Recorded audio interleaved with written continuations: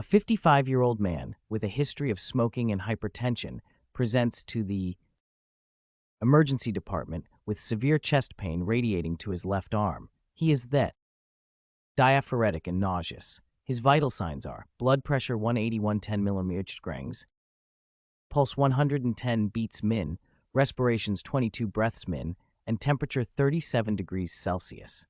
What is the most appropriate initial diagnostic test for this patient? A. Electrocardiogram. B. Cardiac markers. C. Echocardiogram. Coronary angiography. Cardiac markers, such as troponin and creatine kinase MB, are useful to confirm the diagnosis of AMI, but they may not be elevated in the early stages of the event. Echocardiogram can assess the cardiac function and wall motion abnormalities, but it is not as sensitive or specific as ECG for AMI. Coronary angiography is the gold standard for identifying the coronary artery occlusion and determining the revascularization strategy, but it's not the initial test. FERC. A 45-year-old man with a history of rheumatic heart disease presents to the emergency department with worsening dyspnea, orthopnea, and paroxysmal nocturnal dyspnea. He also reports a productive cough with yellowish sputum. He denies fever, chills, joint pain, or rash.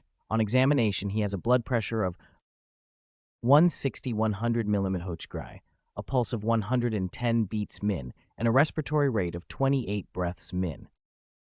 He has crackles in both lung bases and a pansystolic murmur at the apex.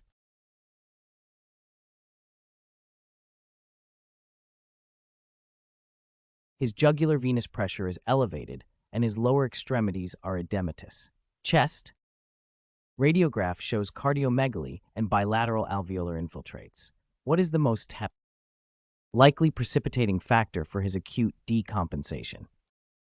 A. Pneumonia. B. Rheumatic fever. Atrial fibrillation. D. Mitral valve stenosis. The correct answer is A. Pneumonia. Explanation.